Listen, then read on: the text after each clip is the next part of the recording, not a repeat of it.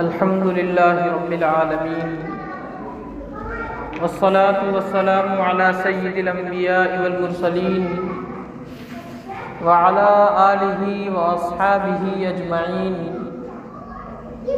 أما بعد فأعوذ بالله من الشيطان الرجيم بسم الله الرحمن الرحيم الله نور السماوات والأرض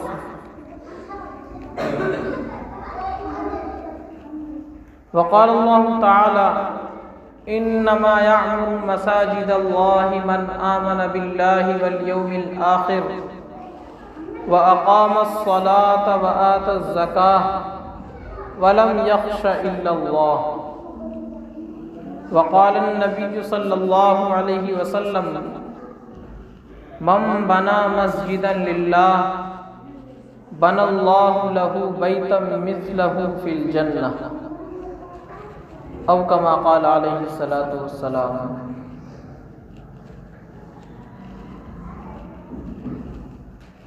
میرے محترم بزرگوں اور عزیز دوستوں،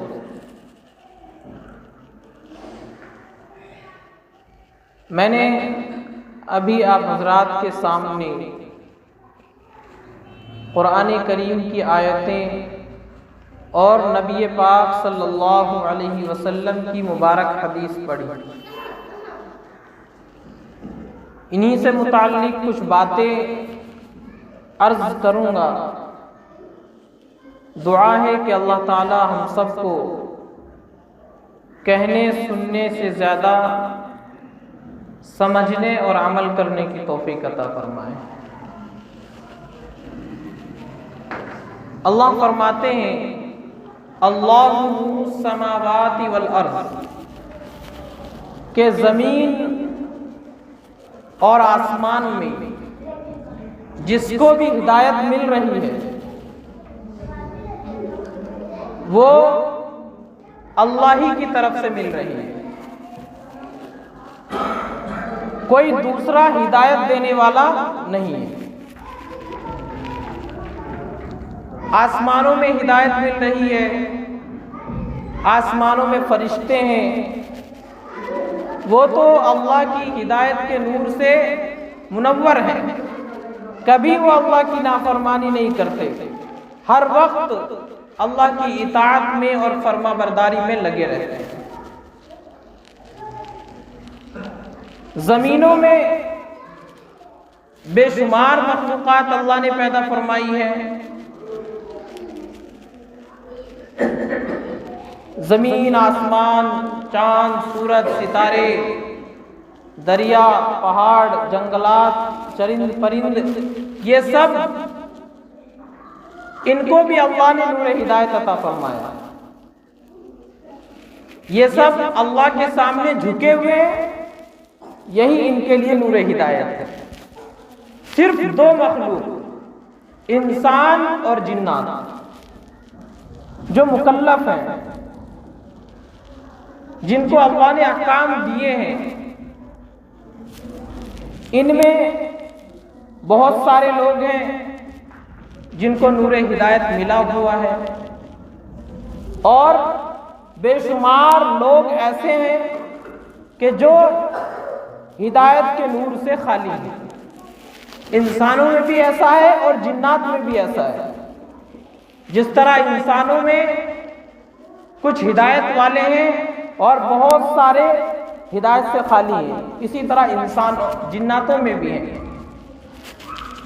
اسی طرح جناتوں میں بھی ہیں، ان میں بھی بہت سارے ہیں جو اللہ کو مانتے ہیں اور اللہ پر ایمان رکھتے ہیں، رسول اللہ کو مانتے ہیں، قیامت پر ان کا ایمان ہے، اور بہت سارے جنات ایسے ہیں جو ایمان والے نہیں ہیں، ہدایت کے نور سے خالی ہیں۔ تو اللہ نے فرمایا کہ جس کو بھی ہدایت مل رہی ہے زمین و آسمان میں، اس کو ہدایت دینے والا اللہ ہی ہے، کوئی دوسرا ہدایت دینے والا نہیں ہے۔ اب بات یہ کہ اس نور ہدایت کا پاور ہاؤس کہاں ہے؟ کہاں سے وہ ہدایت ملے گی؟ ان کے بارے میں اللہ تبارک و تعالی نے قرآن میں فرمایا فی بیوت اذن اللہ ان ترفع، کہ وہ ایسے گھر ہیں جن کو اللہ نے بلند کرنے کی اجازت دی ہے۔ اللہ نے اجازت دی ہے کہ ان گھروں کو بلند کیا جائے، مراد اس سے مسجدیں ہیں۔ وہ ہدایت کہاں سے ملے گی؟ اس نور ہدایت کا پاور ہاؤس کہاں ہے؟ مسجدیں ہیں۔ اللہ نے فرمایا کہ ان کو بلند کیا جائے، ان کو بہترین بنایا جائے۔ محلے کے اندر جتنے گھر ہوں، جتنے مکانات ہوں، ان تمام مکانوں اور گھروں میں سب سے اچھا گھر اللہ کا گھر ہونا چاہیے۔ سب سے اچھا مکان اللہ کا گھر ہونا چاہیے۔ اس کی اللہ نے اجازت دی ہے۔ فضول خرچی کرنے سے تو علماء نے منع فرمایا، لیکن مضبوط ہو، بہترین ہو، تمام پورے محلے کے گھروں سے سب سے اچھا ہو، اللہ کا گھر ہونا چاہیے۔ وہ گھر اس نور ہدایت کا پاور ہاؤس ہے، وہاں سے ہدایت ملے گی۔ اب ہم لوگ سوچیں کہ جہاں سے پاور سپلائی ہوتا ہے وہاں تو مشینیں بھی ہوتی ہے، جہاں سے جس سے پاور تیار ہوتا ہے، وہ مشینیں مسجدوں میں کیا چیز ہے؟ کس چیز سے ہدایت ملے گی؟ اللہ نے آگے آیت میں فرمایا فی بیوت اذن اللہ ان ترفع ویذکر فیہا اسمہ یسبح لہ فیہا بالغدو والآصال، کہ ان گھروں میں اللہ کا ذکر کیا جاتا ہے، اللہ کا نام لیا جاتا ہے، صبح کے وقت اور دن کے دوسرے حصے میں۔ آصال کہتے ہیں زوال کے وقت سے لے کر رات تک کے وقت کو۔ تو اللہ نے دونوں کناروں پر نماز رکھی ہے، صبح میں فجر کی نماز اور دن کے دوسرے حصے میں 4 نمازیں، اور ایک بڑا حصہ دن کا ایسا ہے جس کو اللہ نے خالی رکھا ہے تاکہ لوگ اس میں اپنے دنیا کے کام کر سکیں۔ تو جہاں اللہ کا ذکر کیا جا رہا ہے، یہ جو اللہ کا نام لیا جا رہا ہے صبح اور شام اور نمازوں میں، یہی پاور ہے، اسی سے ہدایت ملے گی۔ اب وہ کون کرے گا؟ اللہ کا نام کون لے گا؟ ان گھروں میں کون آئے گا؟ آگے اللہ نے فرمایا رجال لا تلہیہم تجارت ولا بیع عن ذکر اللہ، کہ کچھ لوگ ہیں، کچھ مرد ہیں جن کو ان کی تجارت، ان کا بزنس، ان کی کھیتی باڑی، ان کی دکان، ان کی فیکٹریاں اور ان کے کاروبار اللہ کے ذکر سے ان کو غافل نہیں کرتے۔ وہ دنیا کے سارے کام کرتے ہیں، کھیتی باڑی بھی کر رہے ہیں، دکان بھی چلا رہے ہیں اور سارے کام وہ کر رہے ہیں، لیکن اللہ کے ذکر سے غافل نہیں ہیں۔ جب نماز کا وقت ہوتا ہے تو مسجد میں آ جاتے ہیں، اللہ کا ذکر کرتے ہیں۔ تو اللہ نے اس آیت میں فرمایا کچھ مرد ہیں۔ اس آیت سے معلوم ہوتا ہے کہ عورتوں کو مسجد میں آنے کی اجازت نہیں، عورتوں کے لیے مسجد ان کا گھر ہے۔ بہرحال تو اللہ فرماتے ہیں کہ کچھ لوگ ہیں کہ جو مسجد میں آتے ہیں، اللہ کا ذکر کرتے ہیں، وہ سارے کام دنیا کے کرتے ہیں، لیکن وہ بزنس، ان کا کام، ان کی کھیتی باڑی، ان کا کاروبار، ان کی دکان ان کو اللہ کے ذکر سے غافل نہیں ہونے دیتی۔ سارے کام بھی کر رہے ہیں اور ساتھ میں اللہ کا ذکر بھی کرتے ہیں اللہ کے گھر میں آ کر۔ تو یہ مسجد اسلام کے اندر پاور ہاؤس ہے ہدایت کا، یہاں سے ہدایت ملتی ہے، یہاں سے نور ہدایت انسانوں کی زندگی کے اندر آتا ہے۔ آپ حضرات دیکھیں جن کا تعلق مسجدوں سے ہے، جن لوگوں کا تعلق مسجدوں سے ہے، ان کی زندگی کے اندر دینداری ہوتی ہے، اور جن کا تعلق مسجدوں سے نہیں ہوتا ان کی زندگی میں، ان کے گھروں میں دینداری نہیں ہوتی، کیونکہ ظاہر سی بات ہے جس کا تار پاور ہاؤس سے جڑا ہوا ہوگا اس کے گھر میں روشنی ہوگی، اور جس کا تار پاور ہاؤس سے جڑا ہوا نہیں ہوگا سارے شہر میں روشنی ہوگی، اس کا گھر اندھیرا ہوگا، اس کے گھر میں روشنی نہیں ہوگی۔ اسی طریقے سے جن لوگوں کا تعلق مسجد سے ہے ان کے گھر کے اندر دینداری ہوگی، اور جن کا تعلق مسجد سے نہیں ہے ان کے گھروں کے اندر دینداری نہیں ہے۔ بہت سارے لوگ ہیں جو مسجد میں آ جاتے ہیں، نماز پڑھ لیتے ہیں، لیکن ہمارے کتنے مسلمان بھائی ایسے ہیں جو کبھی بھول کر بھی مسجد نہیں آتے۔ ایک مسجد کا پڑوسی تھا، کبھی وہ مسجد میں نہیں آتا تھا۔ ایک دن اس کا بیل مسجد میں گھس آیا اور مسجد کے گملے، مسجد کے لوٹے، مسجد کی ٹوٹیاں وغیرہ اس نے توڑ پھوڑ کر دی۔ تو جو مسجد کا متولی تھا پہنچ گیا گھر پہ اور اس کو ڈانٹنے لگا کہ تمہارے بیل نے اتنا نقصان کر دیا مسجد کا، مسجد کی ٹوٹیاں اور مسجد کی چٹائیاں، مسجد کے لوٹے سب خراب کر دیے۔ تو وہ کہتا ہے کہ بیل تھا اس لیے چلا گیا، مجھے کبھی دیکھا مسجد کے اندر؟ مجھے کبھی دیکھا؟ بیل تھا، بے وقوف تھا اس لیے مسجد میں چلا گیا، مجھے کبھی دیکھا؟ تو یہ حال ہے بہت سارے لوگوں کا کہ کبھی مسجد جھانکنے تک نہیں آتے ہیں، بھولے سے بھی مسجد میں نہیں آتے ہیں۔ تو مسجد کا پڑوسی تھا لیکن کبھی مسجد کے اندر آیا نہیں۔ تو یہ مطلب ہے کہ جو آدمی اور جس کا تعلق مسجد سے ہوگا اس کے گھر کے اندر ہدایت ہوگی، اگرچہ اس کا گھر بہت دور ہو، لیکن جس کا تعلق مسجد سے نہیں ہے اس کے گھر کے اندر ہدایت نہیں ہو سکتی، چاہے وہ مسجد کے پڑوس میں رہتا ہو۔ گھر اور مسجد بالکل برابر میں ہو، لیکن اگر مسجد نہیں آتا تو گھر کے اندر دینداری نہیں ہوگی، ہدایت نہیں ہوگی۔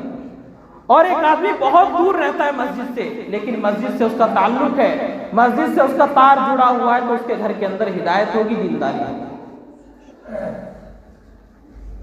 تو اس لیے مسلمانوں کو مسجدوں سے تعلق رکھنا چاہیے، کیونکہ یہیں سے ہدایت کا نور پھوٹتا ہے اور یہیں سے گھروں کے اندر ہدایت داخل ہوتی ہے۔ اللہ تبارک و تعالیٰ نے قرآن کریم میں فرمایا کہ مسجدوں کو وہ لوگ آباد کرتے ہیں جن کا اللہ پر ایمان ہوتا ہے۔ ایک تو مسجدوں کی ظاہری آبادی ہے، مسجد بنا دی اور بڑی عالیشان مسجد تیار ہو گئی۔ ایک آبادی ہے مسجدوں کے اندر نمازی بھی ہوں، تو مسجدوں کو آباد وہی لوگ کرتے ہیں ظاہری اعتبار سے بھی اور عملی اعتبار سے بھی جن کا اللہ پر ایمان ہوتا ہے، اور جو اس دنیا کے آخری دن پر ایمان رکھتے ہو، یعنی قیامت پر جن کا ایمان ہوتا ہے وہی لوگ مسجدوں کو آباد کرتے ہیں۔ ایمان اللہ پر یہ بنیادی چیز ہے، آخرت پر ایمان، قیامت پر ایمان، یہ اس لیے کہ جس آدمی کو یقین ہوگا کہ یہ دنیا چند روز کی زندگی ہے، یہاں کے بعد ایک لاسٹ ڈے آنے والا ہے جس کو قیامت کا دن کہا جاتا ہے، اس دن یہاں جو عمل کریں گے اس کا ہمیں حساب دینا ہوگا، اور یہاں جیسا کریں گے ویسا پھل اس کو وہاں ملے گا۔ جس کا یہ یقین ہوگا وہی آدمی مسجد کو آباد کرے گا، وہی آدمی مسجدوں کو آباد کرے گا۔ آگے فرمایا وَأَقَامَ الصَّلَاةَ، دوسری صفت مسجدوں کو آباد کرنے والوں کی یہ ہے کہ وہ نماز کو قائم کرنے والے ہیں۔ جس آدمی کو نماز ہی نہیں پڑھنا اس کو کیا لینا دینا، مسجد ہو یا نہ ہو؟ جب اس کو نماز ہی نہیں پڑھنی تو مسجد سے اس کو کیا تعلق؟ تو دوسری صفت یہ ہے مسجد قائم کرنے والوں اور مسجد کو آباد کرنے والوں کی کہ وہ نمازوں کو قائم کرتے ہیں، پابندی کے ساتھ مسجد میں آ کر جماعت کے ساتھ نماز پڑھتے ہیں۔ حدیث میں آیا کہ جو آدمی پابندی کے ساتھ جماعت سے نماز پڑھتا ہے شیطان اس پر غالب نہیں آتا۔ آپ حضرات تجربہ کر سکتے ہیں کہ جو پابندی سے مسجد میں 5 وقت آتا ہے اس کی کوئی نماز پھر قضا نہیں ہوتی ہے، وہ جہاں بھی رہتا ہے نماز پڑھتا ہے۔ اور جو ایک وقت آیا ایک وقت گھر میں پڑھ لیا تو اس کی اکثر نماز ضائع ہو جاتی ہے، اکثر نماز اس کی قضا ہو جاتی ہے۔ تو اس لیے حدیث میں کہ 3 مسلمان بھی اگر کسی بستی میں رہتے ہوں تو ان کے لیے ضروری ہے کہ وہ ایک ساتھ جمع ہو کر جماعت کے ساتھ نماز پڑھے، ورنہ شیطان ان کے درمیان اختلاف ڈال دے گا، شیطان ان پر غالب آ جائے گا۔ تو یہ جماعت کی اہمیت ہے۔ تو مسجدوں کو آباد کرنے والے دوسرے لوگ اور دوسری صفت ان کی یہی ہے کہ وہ نمازوں کو قائم کرنے والے ہیں۔ آگے فرمایا وآت الزکاۃ، نماز بھی قائم کرتے ہو اور زکوٰۃ دینے والے بھی ہیں۔ زکوٰۃ اللہ نے کیوں رکھی ہے؟ آدمی کے اندر بخل اور کنجوسی کا ایک مادہ اللہ نے رکھا ہے، آدمی کی فطرت ہے، بخیلی کنجوسی یہ آدمی کی فطرت ہے، ہر انسان کے اندر اللہ نے یہ بات رکھی ہے۔ جانوروں میں یہ بات نہیں ہے، جانور صبح خالی پیٹ اٹھے، دن میں اللہ نے کھلا دیا، رات کو سو گئے، کوئی ان کا بینک بیلنس نہیں۔ اللہ نے انسانوں کے اندر یہ صفت رکھی ہے کنجوسی بخیلی کہ وہ جمع کرتا ہے۔ یہ جمع کرنا اچھی چیز ہے لیکن اس کی ایک لمٹ ہے، ایک حد ہے۔ اگر اس لمٹ اور حد کے اندر رہتے ہوئے آدمی جمع کرتا ہے تو پھر اچھی چیز ہے، یعنی وہ بندوں کا حق بھی ادا کر رہا ہے، اللہ کا حق بھی ادا کر رہا ہے، پھر جو کچھ بچتا ہے وہ اپنے پاس جمع کر کے رکھ لیتا ہے، یہ اچھی بات ہے۔ لیکن اگر یہ بخیلی یہ کنجوسی حد سے آگے بڑھ جائے اور انلمٹ ہو جائے تو پھر یہ بری چیز ہے، اس پر لعنت۔ نہ وہ بندوں کا حق ادا کر رہا ہے نہ اللہ کا حق ادا کر رہا ہے، بس جو ہے بس اس کو تھوک لگا لگا کر جمع کر کے رکھ رہا ہے، یہ بری چیز ہے، یہ عادت صحیح نہیں ہے۔ تو جمع کرنا یہ انسان کی فطرت ہے۔ اللہ نے اسی لیے زکوٰۃ فرض فرمائی تاکہ بندہ ہر سال اس کی مشق ہوتی رہے، ہر سال زکوٰۃ دے تاکہ اس کے اندر جو بخیلی والی صفت ایک لمٹ میں رہے، ہر سال اس کو اللہ کے راستے میں خرچ کروایا جاتا ہے۔ اس لیے تو فرمایا کہ وہ زکوٰۃ دینے والا بھی ہو۔ ظاہر سی بات ہے جو آدمی ہر سال زکوٰۃ دیتا ہو اور جس کے اندر یہ بخیلی اور کنجوسی والی ایک لمٹ ہو، جب اس سے کہا جائے گا کہ اللہ کے گھر کو آباد کرنا ہے اور اللہ کی مسجدوں کو آباد کرنا ہے، اس میں چندہ دو، تو وہ خوشی کے ساتھ دے گا، پیچھے نہیں ہٹے گا، کیونکہ وہ ہر سال زکوٰۃ کے ذریعے مشق کر رہا ہے۔ تو فرمایا کہ تیسری صفت یہ ہونی چاہیے کہ وہ نماز بھی ادا کرتے ہو، نمازوں کو قائم کرتے ہو اور زکوٰۃ بھی ادا کرتے ہو۔ اور آگے فرمایا وَلَمْ يَخْشَ إِلَّا اللَّهُ، آخری صفت یہ ہے مسجدوں کو قائم کرنے والوں کی کہ وہ اللہ کے علاوہ کسی سے ڈرتے نہ ہو، ان کے دل میں کسی دوسرے کا خوف نہ ہو کہ ہم مسجد بنائیں گے تو فلاں آدمی یہ کہے گا اور فلاں ہمارے خلاف ہو جائے گا۔ یہ ڈر اور خوف ان کے دلوں کے اندر نہیں ہوتا، وہ صرف اللہ سے ڈرتے ہیں، اللہ کے علاوہ کسی سے نہیں ڈرتے۔ بہت سارے علاقے ہیں جہاں مسجد بنانے کی پرمیشن نہیں ملتی ہے، ہمارے ملک میں مسجد بنانے کی پرمیشن آسانی سے نہیں ملتی۔ تو ایسے وقت میں مسلمانوں کو چاہیے پرمیشن ملے نہ ملے لیکن مسجد تو ان کو قائم کرنی ہے، تو مسجدوں کو قائم کرتے ہیں، کسی سے ڈرتے نہیں ہیں، مسجدوں کو عالیشان بناتے ہیں، شاندار بناتے ہیں، کیونکہ یہاں سے لوگوں کو ہدایت ملتی ہے۔ مسجد ہے تو مسلمان کا سب کچھ ہے اور مسجد نہیں ہے تو پھر کچھ بھی نہیں۔ تو مسجدوں کو بنانے میں وہ کسی سے ڈرتے نہیں ہیں۔ میں نے نبی پاک صلی اللہ علیہ وسلم کی ایک حدیث پڑھی تھی، آپ فرماتے ہیں کہ جس آدمی نے مسجد بنائی اللہ کے لیے، من بنا مسجدا للہ، جس نے بنائی، بنانے میں ساری چیزیں داخل ہو گئی، پہلے سے مسجد بنی ہوئی ہے لیکن وضو خانہ نہیں ہے، وضو خانہ بنوا دیا، غسل خانہ نہیں ہے اور باتھ روم نہیں ہے، وہ بنوا دیا، مسجد میں چٹائی نہیں ہے، وہ لا کر کے دے دی، یہ بھی بنانے میں داخل ہے، اور مسجد میں کوئی دوسرا کام ہے، رنگ روغن ہے، پینٹ کا کام ہے، یہ کروا دیا، یہ بھی مسجد بنانے میں داخل ہے، اور مسجد کی تعمیر ادھوری ہے، اس کو مکمل کر دیا، یہ بھی مسجد بنانے میں داخل ہے۔ یہ ساری چیزیں مسجد کو بنانے میں داخل ہے۔ تو فرمایا جس نے مسجد بنائی،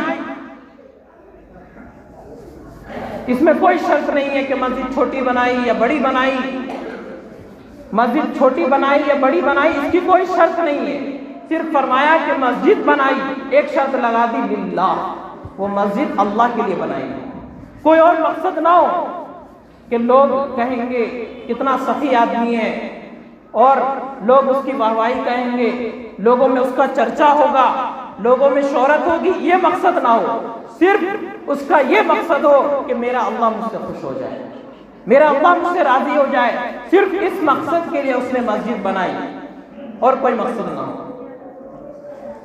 پہلے زمانے میں ایسا ہی ہوا کرتا تھا، ایک آدمی مسجد بنا دیتا تھا پوری، ایک آدمی مدرسہ چلاتا تھا، مدرسہ بنایا اور پورا خرچہ وہی اٹھا رہا ہے، اور مسجد بنائی اور اس کی ساری ذمہ داری ایک ہی آدمی پوری کرتا تھا۔ لیکن جب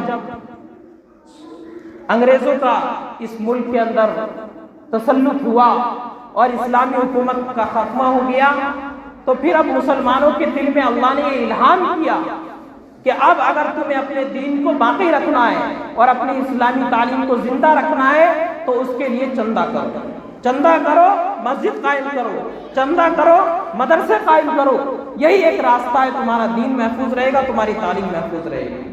تو اللہ نے مسلمانوں کے دلوں میں الہام کیا اور مسلمان اس پر عمل کرنے لگے، نہیں تو اس سے پہلے ایک ہی آدمی مسجد بنا دیتا تھا پوری، اور ایک ہی آدمی مدرسہ بنا کے اس کو چلاتا تھا۔ بہرحال تو فرمایا نبی پاک صلی اللہ علیہ وسلم نے، جس نے اللہ کی یہ مسجد بنائی، چھوٹی بنائی یا بڑی بنائی، ایک روایت میں تو الفاظ ہیں کہ جس طرح تیتر جس جگہ انڈے دیتا ہے، وہ ایک چھوٹا سا گڑھا کھود لیتا ہے کسی ٹھنڈی جگہ میں، تالاب کے کنارے یا جھاڑیوں میں، اور اس کے اندر وہ انڈے دیتا ہے، تو فرمایا اتنی جگہ بھی اگر کسی نے مسجد بنائی۔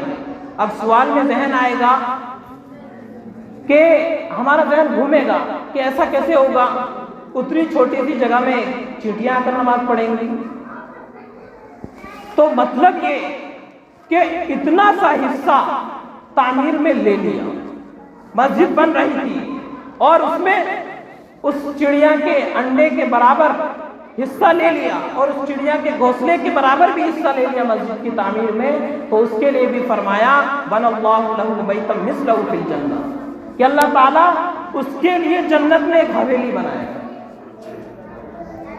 آدمی اپنے حساب سے مسجد میں چندہ دے گا، اپنے حساب سے اللہ کی مسجد بنائے گا، اور اللہ تبارک و تعالیٰ اپنی شان کے حساب سے اس کے لیے حویلی تیار کرے گا۔ کوئی یہ نہ سمجھے کہ ہم چھوٹی مسجد بنائیں گے تو ہمارا محل بھی چھوٹا بنے گا، نہیں، ہم اپنی حیثیت کے حساب سے مسجد بنائیں گے اور اللہ اپنی شان کے حساب سے جنت میں ہمارے لیے حویلی تیار کرے گا، یہ مطلب ہے حدیث کا۔ حاتم طائی عرب کے اندر بہت بڑا سخی گزرا ہے، اس کے پاس ایک آدمی آیا اور اس نے کہا مجھے 2 درہم دے دو، 2 دینار دے دو۔ حاتم طائی اندر گیا اور 2 تھیلی دینار کی لے کر کے آیا، ایک تھیلی میں 100 دینار ہوتے ہیں، ایک تھیلی کے اندر 100 درہم ہوتے ہیں، تو وہ لے کر کے آیا اور اس کو دے دیا۔ وہ چلا گیا آدمی خوشی خوشی، دوستوں نے پوچھا کہ اس نے تو 2 درہم مانگے تھے، آپ نے اسے 2 تھیلی دے دی، 200 درہم دے دیے۔